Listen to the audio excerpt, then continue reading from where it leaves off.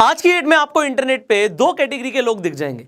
एक वो लोग जो कह रहे हैं कि जोमैटो का जो आईपीओ है वो अभी तक का सबसे बढ़िया आईपीओ जाने वाला है, अगर हमने जोमैटो के आईपीओ में इन्वेस्ट किया तो हमारा पैसा मल्टीप्लाई हो जाएगा। और वहां पर दूसरी कैटेगरी के लोग हैं जो बोल रहे हैं कि जोमैटो के आईपीओ में इन्वेस्ट मत कीजिए, ऑलरेडी लॉस मेकिंग कंपनी है और इसमें इन्वेस्ट करने पे कोई फायदा नहीं होगा। वेल, आपको क्या लगता है आप डेफिनेटली कमेंट्स में बता सकते हैं, बट अब हम आगे बढ़ेंगे। देखिए, मैं आपको एक चीज बोलूंगा, do not invest in what you do not understand. आप कभी भी उस चीज में इन्वेस्टमेंट मत कीजिए जो आपको समझ नहीं आती। आपको बहुत सारे लोग मिलते हैं, आपके इनफैक्ट रिलेटिव्स भी ऐसे ऐसे होते हैं जो आपको बताएंगे ये वाला बिजनेस कर लो, ये वाला बिजनेस बहुत अच्छा चल रहा है, तुम इस सेक्टर में आ जाओ, इस चीज की फैक्ट्री डाल लो। अब मैं आपको एक ही चीज बोल रहा हूं, मैं आपको ये बोल रहा हूं कि आप कभी भी उस चीज में इन्वेस्ट मत कीजिए जो आपको समझ नहीं आती। अगर आपको एक बिजनेस के बारे में बिल्कुल नहीं पता, आपको वो समझ नहीं आता, तो डेफिनेटली आप उसमें लॉस कर सकते हो। आपने इन्वेस्टमेंट भी कर दिया, आपको नहीं पता कि आप कहां पे इन्वेस्ट कर रहे हो, तो पैसा जहां जा रहा है वो सही हाथों में है, गलत हाथों में है, आपको नहीं पता। और जब आपको अपने पैसे के बारे में नहीं पता, इन्वेस्टमेंट के बारे में नहीं पता, तो लॉस होना तय होता है। यहां पे कुछ कंसेप्ट्स ऐसे हैं जो मैं चाहता हूं कि आप पहले समझ लें। अगर आप जोमैटो के आईपीओ में इन्वेस्ट करने वाले हैं, आपने कर दिया है, तो आपको कुछ कंसेप्ट्स पता होने बहुत ज्यादा जरूरी है। सबसे पहले देखिए, जोमैटो के पास आज क्या है, ये है क्या चीज। आपको दिखता है भैया एक ऑनलाइन वेबसाइट है, एक ऑनलाइन एप्लीकेशन है जिस पे जाके लोग फूड ऑर्डर कर सकते हैं, आपको ये पता है। But let me tell you an amazing concept जिसका नाम होता है डिजिटल रियल एस्टेट। अब ये डिजिटल रियल एस्टेट होता क्या है, इसे एक बार समझ लीजिए, फिर आपको समझ आ जाएगा कि जोमैटो में इन्वेस्टमेंट ठीक है नहीं है। आज की डेट में जब हम रियल एस्टेट की बात करते हैं, सिर्फ रियल एस्टेट, अब आपको पता है रियल एस्टेट क्या होती है। रियल एस्टेट होती है एक प्रॉपर्टी, आप कहीं पे कोई बिल्डिंग ले लेते हैं, कोई आप एक विला ले लेते हैं, आप कहीं फ्लैट ले लेते हैं, तो आपका एक रियल एस्टेट होता है। अब जरा इमेजिन कीजिए, एक बहुत चलता हुआ रोड है, एक ऐसा रोड है जो बहुत ज्यादा चलता है, इस पर बहुत ज्यादा ट्रैफिक है और इसके दोनों साइड पे कुछ प्रॉपर्टीज हैं। और आपने ये देखा ही होगा, जब एक बहुत ज़्यादा चलता हुआ रोड होता है और उस पे दोनों साइड प्रॉपर्टीज होती हैं, तो यहाँ पे आप अलग अलग एड्स देखते हैं, बैनर्स लगे होते हैं एडवर्टाइजिंग के लिए। तो जब आपको ये दिखता है तो आपको क्या लगता है कि इस प्रॉपर्टी के मालिक को इस एड से कुछ पैसा आता होगा क्या? मान लो किसी कंपनी ने, जॉकी ने ऐड दी हुई है, किसी कंपनी के मतलब एक बिल्डिंग के ऊपर ऐड दी हुई है, जॉकी ने, कोई भी कंपनी ले सकते हो, तो जॉकी क्या उस बिल्डिंग के ओनर को रेंट पे करेगा, कुछ ना कुछ वहां पे लगाने के पैसे देगा? आप कहोगे बिल्कुल देगा। तो अब ये रियल एस्टेट का एक फायदा है ऐसी जगह पे जहां पे ट्रैफिक बहुत ज्यादा है। जोमैटो के पास ट्रैफिक है, आप कहोगे सर इनके पास तो मिलियंस ऑफ यूजर्स हैं। एब्सोल्युटली, जब मिलियंस ऑफ यूजर्स हैं तो वो जोमैटो पे जाके करते क्या है फिलहाल के लिए, आगे क्या होने वाला है उसके बारे में भी हम बात करेंगे। आपको ये समझ आ रहा है कि जोमैटो पे जाके वो फूड ऑर्डर करते हैं। अब आप ये भी बोलोगे कि भैया रेस्टोरेंट्स तो बहुत सारे हैं, हजारों नहीं सर लाखों रेस्टोरेंट्स हैं, तो अब उन रेस्टोरेंट्स को क्या चाहिए कि हमारी जो रैंकिंग है वो रैंकिंग ऊपर लेकर आओ। अब ये रैंकिंग ऊपर लेकर आने का मतलब वही है कि अगर किसी के पास प्रॉपर्टी है तो वहां पे बैनर हो।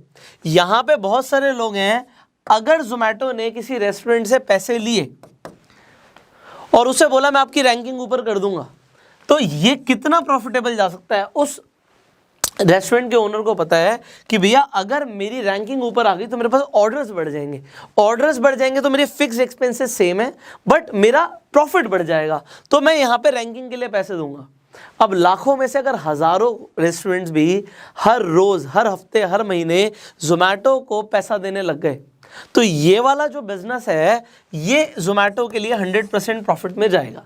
अब क्या आप इसे समझते हो? डिजिटल रियल एस्टेट Amazon पे, फ्लिपकार्ट पे बहुत बढ़िया वर्क कर रहा है भाई। अगर आपको Amazon पे अपनी रैंक ऊपर लेके आनी है, कोई भी प्रोडक्ट की जो आप बेचते हो, कोई टी शर्ट बेचते हो, तो आपको ऊपर लेके आने पड़ेगा। आपने देखा होगा Amazon पे आता है लिखा हुआ स्पॉन्सर्ड। जब स्पॉन्सर्ड लिखा हुआ आता है इसका मतलब क्या है? Amazon के पास क्या है? ट्रैफिक है, ट्रैफिक। वो ट्रैफिक के ऊपर अपने डिजिटल रियल एस्टेट से पैसे कमा रहा है। ये एक Amazon का एडिशनल बेनिफिट है। जोमैटो के पास भी वही चीज है आज की डेट में, जिसके पास ट्रैफिक है वो कुछ भी बेच सकता है। तो यहां पे अभी मैंने सिर्फ एड्स की बात करी है, अगर ट्रैफिक है तो कल को कितनी चीजें बिक सकती हैं ब्रांडिंग से। तो कल को जोमैटो कुछ ऐसा बेच सकता है क्या? You can think about it, they have the traffic. अब यहां पे एक आपको यहां पे बेनिफिट समझ आ गया डिजिटल रियल एस्टेट का। Let me talk about another concept जो आपको पता होना चाहिए, and that is cloud kitchen. अब क्लाउड किचन को गोस्ट किचन भी बोलते हैं। अब भैया इसका भूतिया से कुछ लेना देना नहीं है, इसका मतलब क्या है ये समझिए। आज आप एक रेस्टोरेंट देखते हैं, आप अपने फेवरेट रेस्टोरेंट से ऑर्डर करते होंगे, जोमेटो पे, स्विगी पे, जिस पर भी आप करते हैं। तो मान लीजिए एक रेस्टोरेंट खुला हुआ है। अब इस रेस्टोरेंट की बहुत सारी कॉस्टिंग्स होती हैं। ज़्यादातर जो रेस्टोरेंट्स खुलते हैं वो जो ओनर्स होते हैं वो अपनी जगह पे नहीं खरीदते, वो रेंट पे उस जगह को लेते हैं। अब जब रेस्टोरेंट खुलेगा, अगर वो कोई ऐसी लोकेलिटी में या कोई ऐसी जगह पर खुला हुआ है जहाँ पे उसकी विजिबिलिटी नहीं है, कोई देखता नहीं है, तो वहाँ पे रीच बहुत कम आएगी। तो ऐसी जगह पे रेस्टोरेंट लेना पड़ेगा रेंट पे जहाँ पे ट्रैफिक ज़्यादा हो, जिसकी हमने ट्रैफिक की बात करी थी, लोग देख पाए, विजिबिलिटी बहुत अच्छी हो, तो ऐसी जगह का रेंट भी ज़्यादा होगा। तो अगर एक अच्छी मेट्रोपॉलिटन सिटी की बात करें और एक अच्छी लोकेशन की बात करें, एक डिसेंट साइज रेस्टोरेंट की, तो 2 लाख से 8 लाख रुपए तक कुछ भी किराया हो सकता है। इसके बाद जब हम कोई रेंट पे जगह लेते हैं, क्या हम सिक्योरिटी डिपॉजिट करते हैं? आप कहोगे बिल्कुल करते हैं। कितनी होती है वो? रेंट की कम से कम 3 गुना, कुछ लोग तो 6 महीने की भी लेते हैं। तो मान लेते हैं लॉक इन पीरियड ज़्यादा है, तो यहाँ पे एवरेजन 12 लाख रुपए लगाओ जी सिक्योरिटी के। इसके बाद उस रेस्टोरेंट को बनाना पड़ेगा, आपको तो सिर्फ जगह मिलेगी, तो उस इंफ्रास्ट्रक्चर को बिल्ड करना पड़ेगा, ऐसी एम्बियंस करनी पड़ेगी, इंटीरियर कराना पड़ेगा, तो उसमें लाखों रुपए खर्च हो जाते हैं। 40 से 50 लाख रुपए आप मान के चलिए अगर कोई बढ़िया रेस्टोरेंट बनाएगा तो। और ये मैं लोअर साइड पे ले रहा हूँ, उससे ज़्यादा भी खर्च करते हैं। अच्छी दिल्ली जैसी सिटीज़ में, मुंबई जैसी सिटीज़ में लोग करोड़ों रुपए भी खर्च कर देते हैं अपने रेस्टोरेंट्स पे। अब इसके बाद आपको चाहिए वर्कर्स काम करने के लिए, जो आपकी फिक्स कॉस्ट में जाएगा। अब वर्कर्स आएंगे, आपके वेटर्स आएंगे, शेफ्स आएंगे, बहुत सारे लोग होते हैं जो एक रेस्टोरेंट में काम करते हैं। उसके बाद आपको एक मैनेजर भी अपॉइंट करना है, लोगों से अच्छे से बात करने के लिए, उसकी सैलरी बहुत ज़्यादा होगी। एंड ये फिक्स एक्सपेंस में तो जा ही रहा है। फिर आप मार्केटिंग करोगे एट दी एंड, और इसमें भी आपके पैसे जाएंगे। अब आपको क्या लगता है ऐसे रेस्टोरेंट में जिसमें इतनी सारी कॉस्टिंग है, जब आप फूड ऑर्डर करते हो और मान लो कोई डिश आप ऑर्डर करते हो वो 500 रुपए की है, तो उसमें भैया फूड की कॉस्ट कितनी होती होगी? आप कहोगे सर कुछ नहीं होती होगी, मतलब 10-20% कॉस्टिंग होती होगी फूड की। And you are right. अगर आप एक 500 रुपए का सूप ऑर्डर कर रहे हो अच्छे रेस्टोरेंट में जाके, तो भैया उसमें कितने का टमाटर है, और वो उसमें एडिशनल आप जो भी कॉस्टिंग लगा सकते हो चीज़ों की, उसमें इंग्रेडिएंट कॉस्टिंग कुछ भी नहीं है, नथिंग। बट बाकी सारी चीज़ों की कॉस्टिंग बहुत ज़्यादा है। अब क्लाउड किचन का कंसेप्ट क्या कहता है? कहता है हमें रेंट पे महंगी जगह लेने की ज़रूरत ही नहीं है। हम तो जी कोई ऐसी जगह पे भी ले लेंगे जहाँ पे कोई नहीं आ सकता, मतलब किसी को आना ही नहीं है ना, वहाँ पे तो सिर्फ टेक अवे ओनली होगा। तो यहाँ पे क्लाउड किचन का मतलब क्या होता है कि कोई बैठ के खाना नहीं खाएगा, वहाँ पे डाइन इन नहीं है, ओनली टेक अवे, सिर्फ लेकर जाओ, यहाँ पे खाना बनेगा। अब जब टेक अवे हो रहा है और वहाँ पे कोई देख नहीं रहा, तो एक बहुत छोटी जगह पे बहुत ज़्यादा प्रोडक्शन हो सकती है खाने की। तो ये क्लाउड किचन का एक और फायदा हो गया। तो जहाँ पे आप 2 लाख 8 लाख रुपए रेंट दे रहे थे, वहाँ पे 20-30 हज़ार में भी काम हो जाएगा क्लाउड किचन के लिए। फिर सिक्योरिटी डिपॉजिट भी कम रहेगा, फिक्स कॉस्टिंग, आपको सिर्फ शेफ्स चाहिए अच्छे, वेटर्स की आपको ज़रूरत नहीं, मैनेजर्स की आपको ज़रूरत नहीं।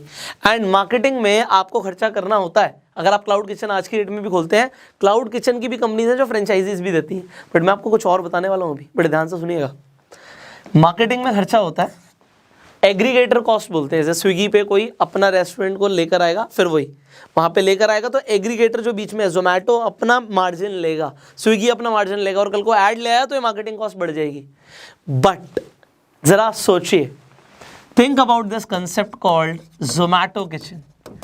जोमेटो अगर अपना ही क्लाउड किचन ले आए, उसे पता है भैया फूड कॉस्टिंग क्या है, उसके पास यूजर्स का डेटा है, उसे पता है आपको क्या खाना पसंद है, आप बार बार क्या ऑर्डर करते हो उसे पता है, वो बार बार आपको वही दिखाएगा, और वो बार बार आपको दिखा रहा है, और कॉस्ट दिखाएगा कम, क्योंकि वो कॉस्ट कम कर सकता है। आप अमेजॉन बेसिक से कोई प्रोडक्ट ऑर्डर करते हो और आप अपनी फेवरेट कंपनी से जब ऑर्डर करते हो, तो आप देखते हो यार अमेजॉन बेसिक पे तो 25 से 30% प्राइस कम है, और आपको पता है अगर जोमेटो कल को कुछ लेकर आएगा, अपना किचन लेकर आएगा, तो फूड क्वालिटी अच्छी ही होगी, जोमेटो की कस्टमर केयर सर्विस तो अच्छी है। अब अगर ये सब अच्छा है जोमेटो के साथ, और जोमेटो अपना किचन ले आता है, आप डेफिनेटली बोलोगे सर बहुत सारे रेस्टोरेंट्स की वॉट लगेगी, बट जोमेटो को इससे प्रॉफिट होगा।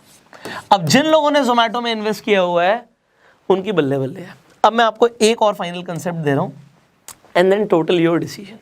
देखो जी, मेरे हिसाब से 3 साल एक बहुत बड़ा टाइम होता है किसी भी इंडस्ट्री को पूरी तरीके से हिला देने के लिए। 3 साल एक बहुत बड़ा टाइम होता है, ठीक है जी।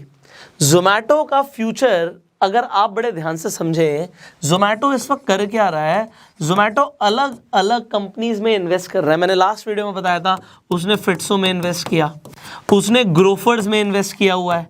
तो इसी तरीके से वो अलग अलग नई कंपनीज में भी इन्वेस्ट कर रहा है जिसमें पोटेंशियल ग्रोथ है।